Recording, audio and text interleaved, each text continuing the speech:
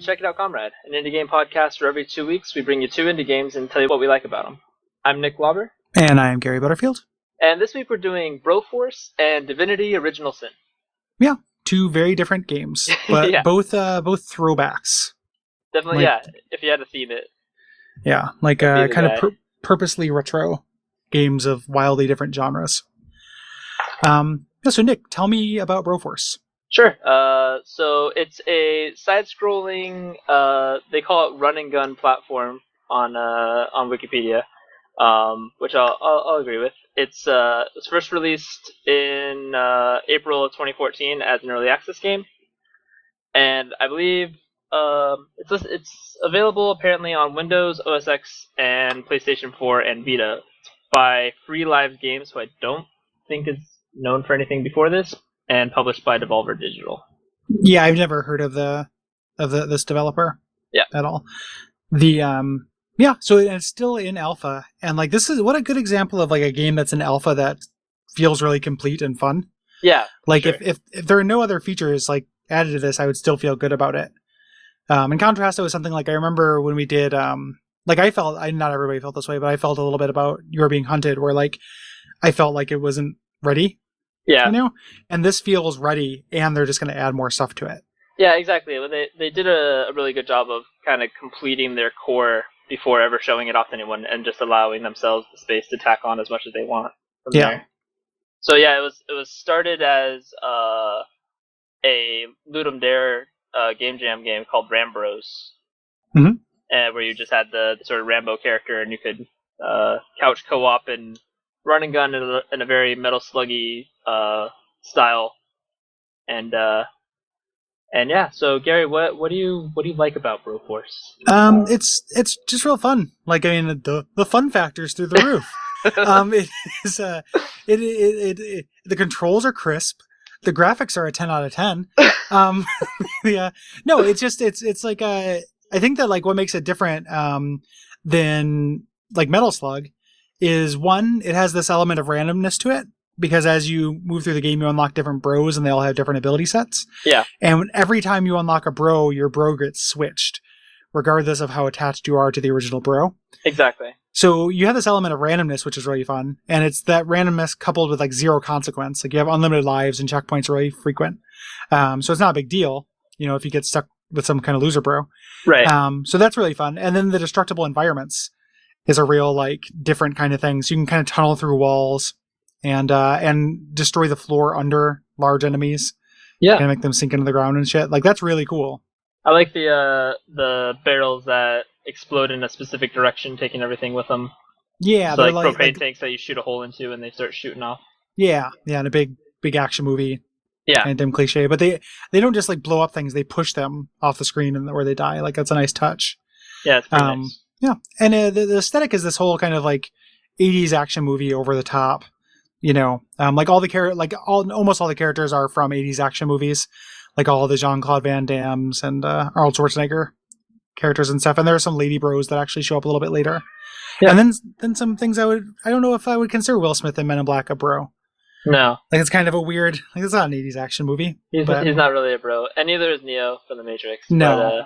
But they add some, at the very least they make all the characters unique and interesting. So you have to kind of, since you're forced into them, like you said, like if you find one or you die, you're given a random one. So you kind of have to make the best use of the abilities that each bro has.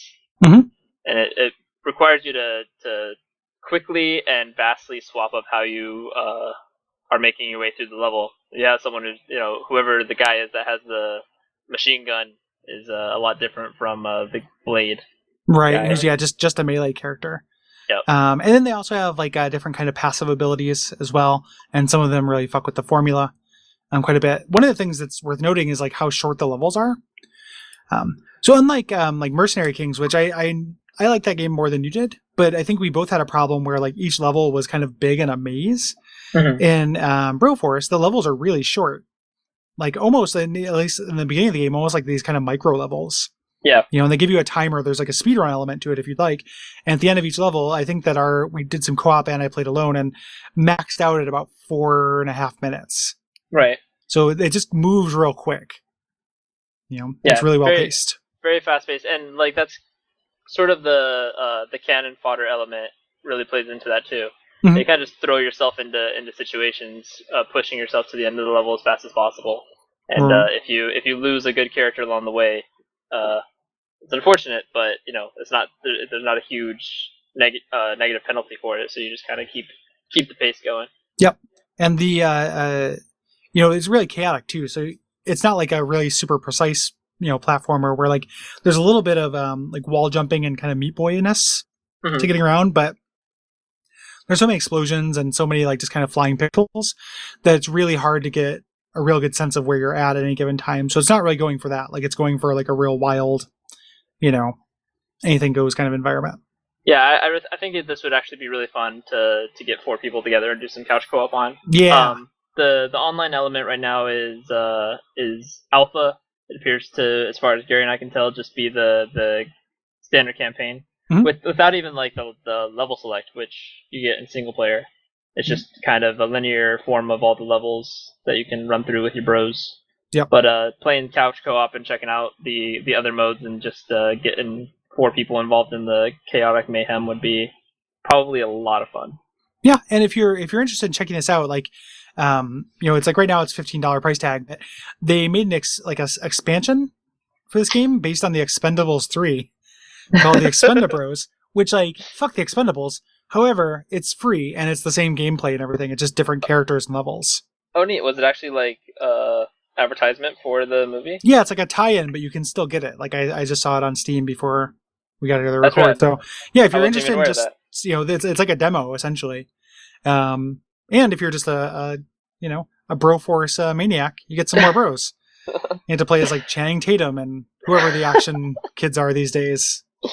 Stallone at age 60. Yeah, so still you're Rambo then, and then Rambo is just like a Madame Tussauds wax golem, like repulsive melting candle of a man.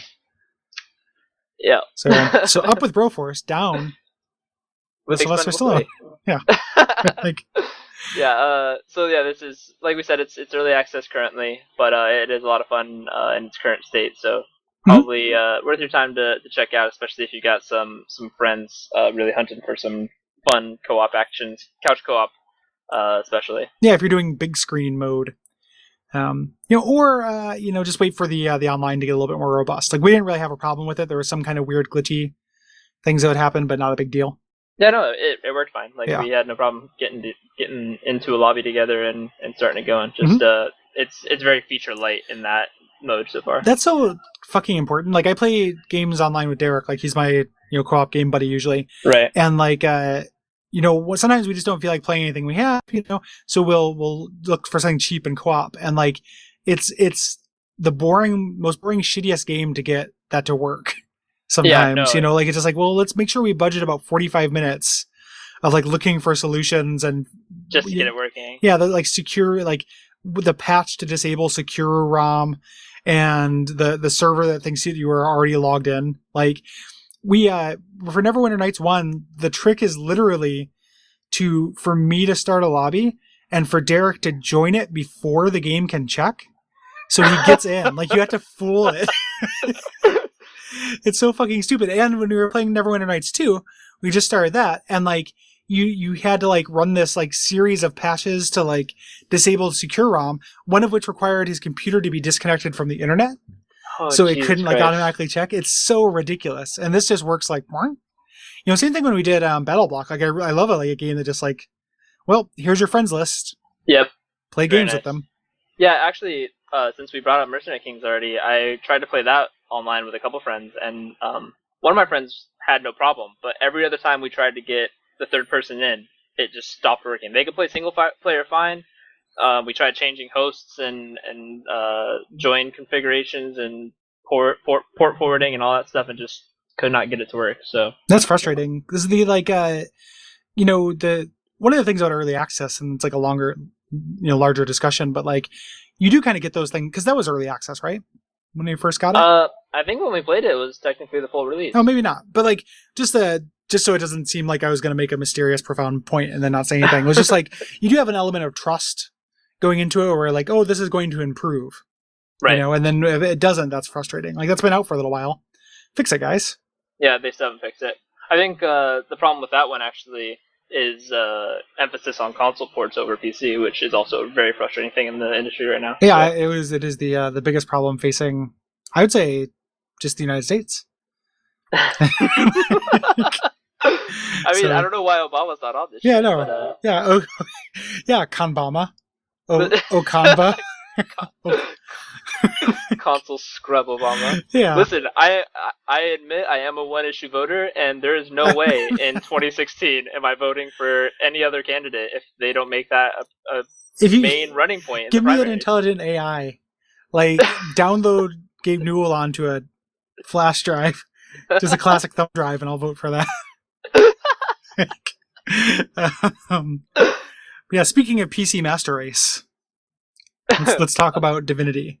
Yeah, this is definitely one that the PC metalheads, I guess, are.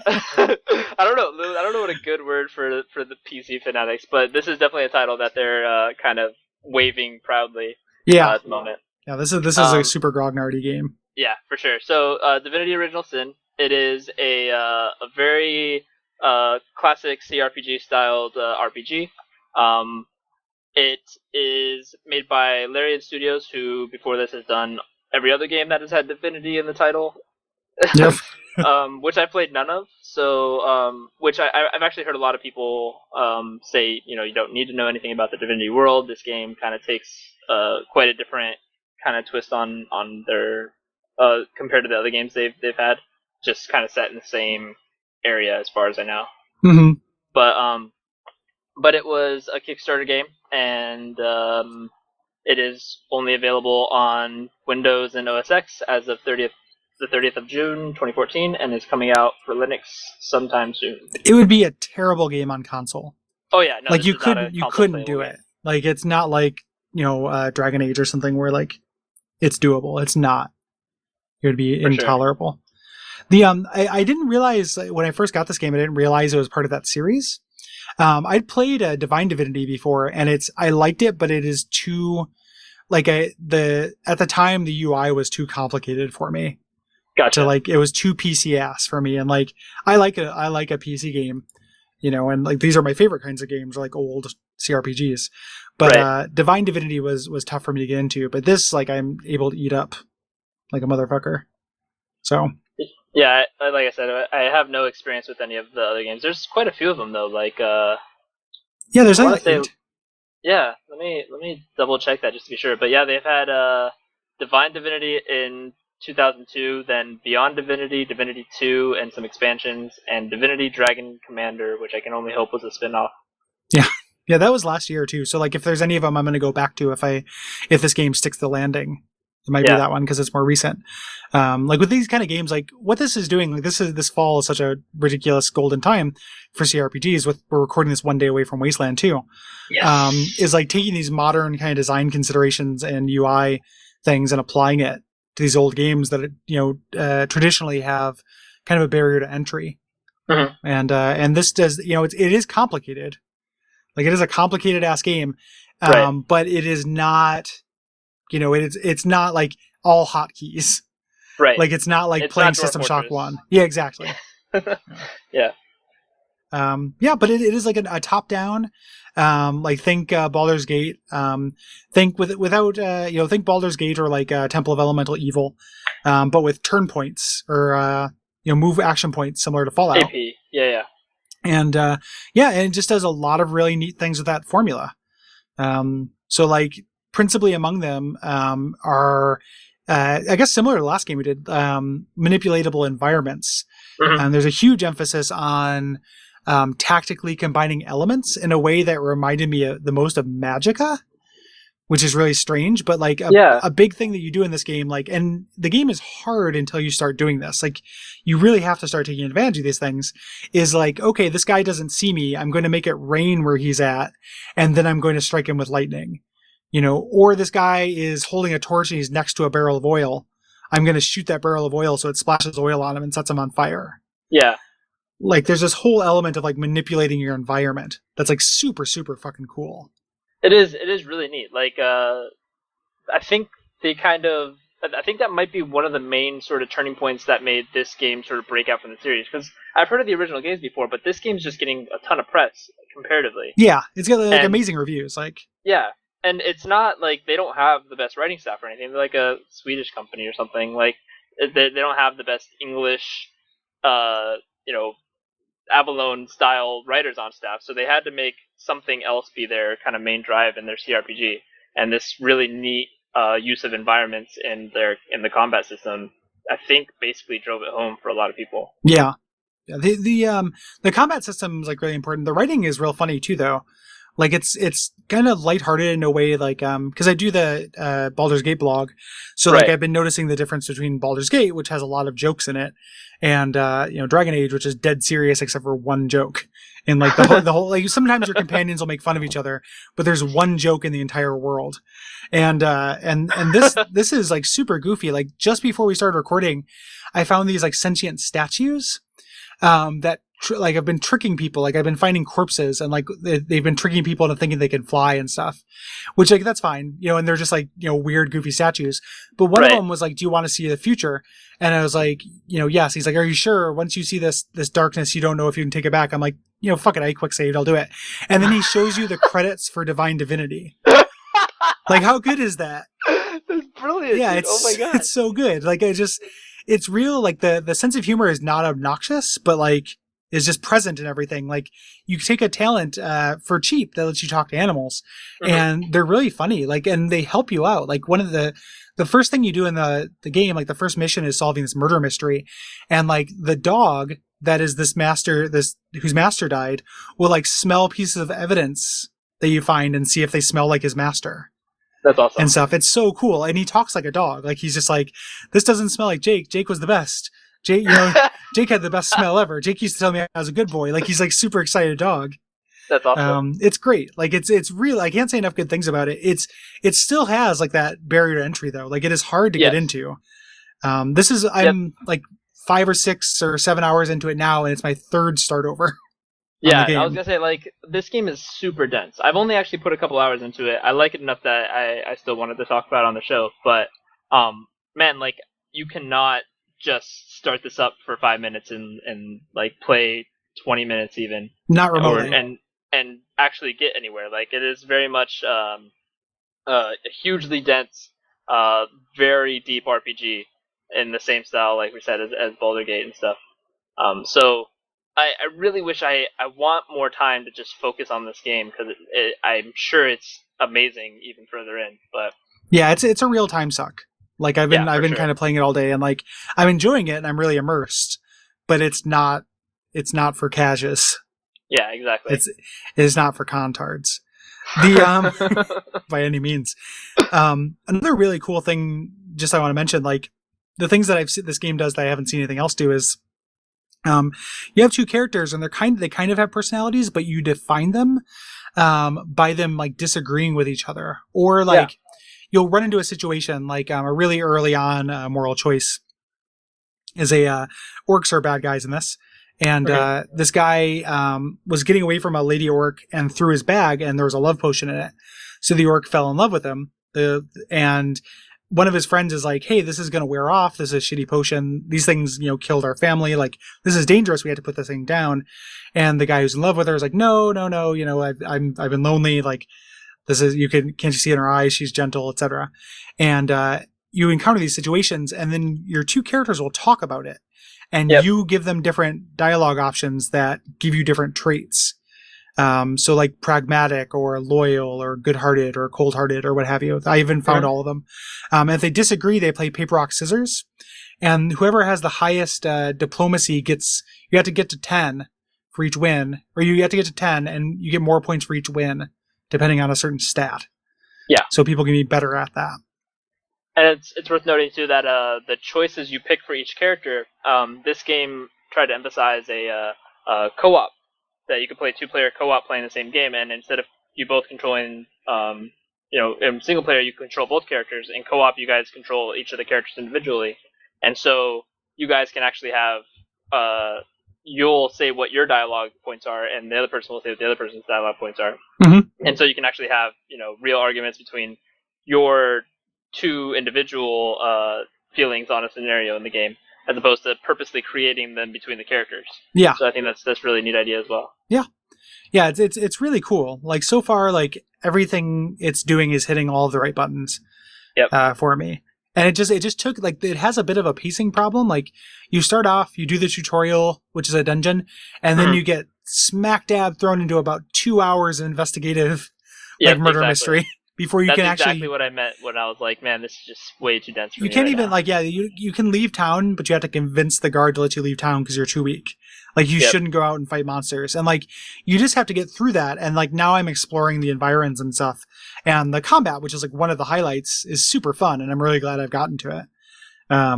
But yeah, it has a little bit of a pacing problem where it is, like, super dense to get into. But it has a little bit of that, like, respec problem where, like, every time I start, I thought I was made the wrong character. You know? Yeah. It's hard to, especially since you and I are coming from this blind, we don't really have much of a feel for their system and how they, what sort of character to spec out. So right, since it's not based on like D&D or something. Right. Like if you pick up D&D, like that's one of the things about like I like it when game series do oddball entries and you can use like your knowledge of the main series as kind of a guide. Yeah. Like for Wii, there's a roguelike called Chocobo Dungeon. Right. Which is really like, it's a really good roguelike. But the awesome thing about it is like, oh, I know what Faraga is. I know what, Scan is. I know what all these things do because of Final Fantasy single player. Exactly. Or regular RPG. So yeah. Yeah, good shit. Like both are excellent games. Yeah. Both for very different reasons, but one's super quick pick up and play. One is one of the densest, richest RPG experiences out right now. So yeah, it's a real like if you can clear away a night and play for a few hours. Exactly. You got to get over that hump and get yourself seriously hooked, and then you'll probably, I don't know what the estimated gameplay like amount is on this game, but I assure you it's an absolute ton. Yeah, like, it's just so much content in this game. And has not felt like any kind of padding yet. I haven't gotten a chance to do any co-op with it because this is the most expensive game we've done for the show. That's true. It is a indie game, strictly speaking, but it is also like a full budget, Yeah, it's it is also like published by a major publisher and stuff like this. We don't like to define it. This feels like an indie game. We're going to call it an indie game. But, But there's definitely a price difference between this and most of the games we covered. So right, so none of my friends have bought it, so I can't haven't been able to play co-op. I know Nick has it, but as we said, you have to really have like a good let's clear off our Saturday and play Divinity for 7 hours. You and I already make plans for the points in our schedules that work already. So exactly, and that is Comrade and RPG and tabletop RPG. Yep. So if everybody at RPG night, something happens to them, or if they just ditch us, like what if they at some point were just like, listen, it's not working out? It'd be really surprising. With us? Yeah, we're like just the two of us. Yeah, I know. Like we're just gonna hang out with the three of us. Well shit, guys. That would suck. And we're taking Brayden with us. Like no, not Brayden. He's so new. All right. Yeah. Well, we're gonna call it there.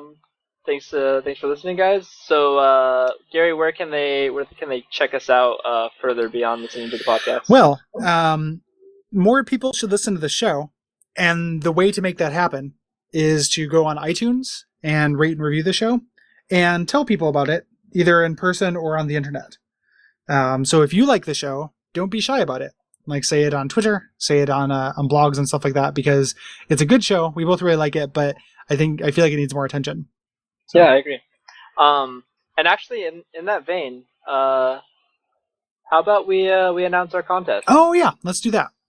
All right, so we are going to run a little contest here, starting from the time this episode is published up until about, I believe, the start of November, end of October. Mm-hmm. If you would like to be so kind as to write a review for us on iTunes, we are going to take the full list of everyone who's reviewed this podcast on iTunes and randomly pick, by the end of October, one person to receive a copy of Binding of Isaac Rebirth. Yes, because as you know, we've been looking forward to that. And you should look forward to when we talk about it. Yes. So, yeah, we plan on dedicating a lot of time to talking about it. Yep. We have a couple surprises for that episode in store as well. So So yeah, please give us a review, and you might win yourself a copy. Which, if you haven't played Isaac already, you're gonna love it. Yeah. I assure you. So yeah, and it's also and if you don't like the show and you want to write a shitty review, don't. You haven't listened this far, and you shouldn't do that. So we're trying to help the show. On top of that, if you've already reviewed, which there are a couple on there, and we thank you very much, you guys have said some very kind words about the show already. You guys are included already. Mm-hmm. So it's everybody who's ever reviewed it at any point in time, up until our cutoff, which, like I said, is probably going to be the end of October. Indeed. So, yeah. So a couple more points real quick. Duckfeed.tv/comrade is where you can find all about us, all the previous episodes and all that jazz. Mm-hmm. Facebook.com/checkitoutcomrade is our Facebook page. You can talk to us there, or also on Twitter at Comrade Podcast. Yep, and if you would like to meet us in person and you live in the Portland area, watch out for Fireballs. Another one of our shows is doing a live show at the Portland Retro Gaming Expo the weekend of the 17th and 18th of October. And we're doing a meetup. So if you go to the Watch Out for Fireballs Facebook group, you can invite yourself to that and hang out with me and Nick. Yep, we'll be there. Mm-hmm. All right, guys. Thanks for listening, and we'll catch you next time. Thanks.